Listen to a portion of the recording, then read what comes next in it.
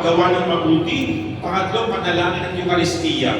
Yung una, pakikinig at pagsunod. Ito ngayon, sinabi ni Jesus, ang kanyang utos na dapat nating sundin. At anong utos ni Jesus? Mag-ibigan kayo. Hindi lang simpleng mag-ibigan. May kasunod yan. Mag-ibigan kayo. Paano? Katulad ng pag-ibig ko sa inyo. Love one another as I have loved you. Yung pag-ibig daw natin ay nakabase sa pag-ibig ni Jesus. Kung paano daw tayo magmamahal, yung katangian daw ng pagmamahal ng Diyos. At ano yan? Yan ang ating pag-inilayan ngayong linggong ito. 4 na katangian ng pag-ibig ni Jesus na itong dapat natin tutularan the way we love each other. Ano yan? Number 1, ang pag-ibig ng Diyos unconditional. Sabi niyo nga, unconditional. Sa Tagalog, walang kondisyon. Kapag ang Diyos nagmahal, mahal niya. Walang mahal kita dahil, mahal kita kung, di ba, ang tao pag umibig ganyan, mahal kita, mahal mo din ako. Pag di mo ako mahal, inaaway mo ako, hindi kita mahal. Di ba, may kondisyon ang pagmamahal ng tao, pero Diyos hindi. Si Jesus, pinahal niya lahat. Mapabanal man yan, mapamakasalanan man yan. Di ba, nakita niyo nung mga kwento, si Jesus, nakikisama siya kumakain sa mga makasalanan, mga tax collectors. So lahat yan, minahal ni Jesus. Walang kondisyon. Para daw kantayan, di ba? Mahal kita, maging sino ka man. Yan, Kanta yun ah. mahal ni Jesus. Yun yung una. Mahal kita, maging sino ka man. Pangalawang katangian ng pagmamahal ng Diyos. Pagmamahal na handang magsakripisyo. Yan ang binigay sa ating halimbawa ni Jesus. Tingnan natin si Jesus. Inialay niya ang kanyang buhay sa krus. Nagsakripisyo siya para kanino? Para sa atin. Yan ang sabi sa mabuting balita. Walang higit pa sa pag-ibig ng isang kaibigang nag-aalay ng kanyang buhay para sa kanyang minamahal. Ang tunay daw ng pagmamahal, iniisip ang kapakanan ng minamahal, hindi lang ang sariling kapakanan. And that is what we call sacrifice. Tama. Di ba pag nagsasakripisyo ka, sino iniisip mo? Sarili mo? Hindi. Sino iniisip? Yung minamahal mo.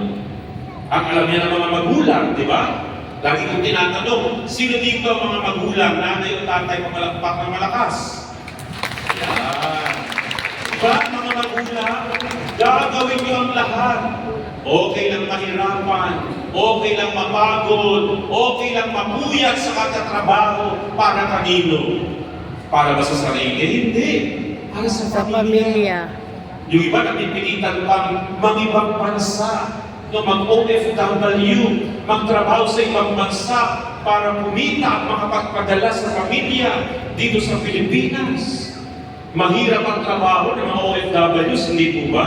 Sino po dito nakaranas magtrabaho sa ibang bansa kung malakpak na malakas? Yan, mahirap. Lalo na kung malayo ka sa iyong pamilya. Ang akala kasi ng iba, pag nagtatrabaho sa ibang bansa, parang sumusuka ka lang ng pera. No, pinaghihirapan talaga. O minsan pa, yung mga anak na nasa Pilipinas, no, talagang gastos dito, gastos doon. Maraming mga luho kasi ang magulang nasa ibang bansa. Hindi naiisip yung hirap na tinitiis ng kanilang mga magulang, mga bisyo at kung ano-ano pa. Sabi nga sa pelikula ni Vilma Santos at ni Claudine Barreto, no, sabi niya kay sabi ni Vilma kay Claudine, dahil yung kanyang anak, nagtatrabaho si Vilma sa ibang bansa, yung kanyang anak, nalululong sa mga bisyo. Ano sabi ni Vilma? Sana naisip mo, sa bawat sigarilyo hinihintid mo, sa bawat bote ng alak na tinutungga mo, kung ilang beses akong nagpaliban ng pagkain, yung tiniis niyang hirap sa ibang bansa para makapagpadala ng pera sa kanyang pamilya. Sakripisyo ng magulang para sa kanyang mga anak. Amen? Amen. Yung mga anak, isang ganun din, may sakripisyo. Yung panganay na anak, titigil muna sa pag-aaral para bigyang daan yung kanyang mga nakababatang kapatid. Magtatrabaho muna, sakripisyo. At marami pang iba. Kaya ikalawang katangian ng pag-ibig ng Diyos, pag-ibig na handang mag-sakripisyo alang-alang sa minamahal. Amen? Amen. Ang una, unconditional. Pangalawa, nagsasakripisyo. At pangatlo, pagmamahal na handang magpatawad. A forgiving love. Alam niyo, bahagi ng buhay natin, masasaktan tayo. Pag nagmamahal ka, expect mo, masasaktan ka. Pero hindi na natapos doon. May pamamaraan para mawala ang sakit at hirap sa iyong puso't kalooban, pagpapatawad. Mahirap yan, pero hindi imposible. Tingnan niyo si Jesus. Nakapako sa krus. Matapos siyang pahirapan, isakdal ng mga tao, pagtulong-tulong yung mga nagsaling puwersa, yung mga kumakalaban sa kanya para pahirapan siya. Yung mga tao sumisigaw ng linggo ng palaspas, mabuhay ang hari ng mga Hudyo. Pagdating ng Biyernes, ipako sa krus ang kanilang sigaw. Nung si Jesus ay nakapako sa krus, ano ang kanyang unang salitang binitiwan? The first of his 7 last words, ano?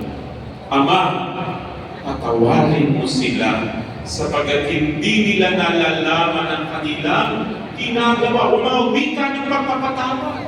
Matapos kang gawa ng masama, matapos kang pahirapan, di ba tayo ang hirap magpatawad eh? Lalo na kung talagang siniraan ka, nasaktan ka, mahirap magpatawad. Pero yan ang halimbawa ni Jesus, ganyan siya pagmahal, handa magpatawad.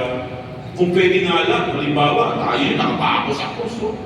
Imbis na, Ama, patawarin mo sila.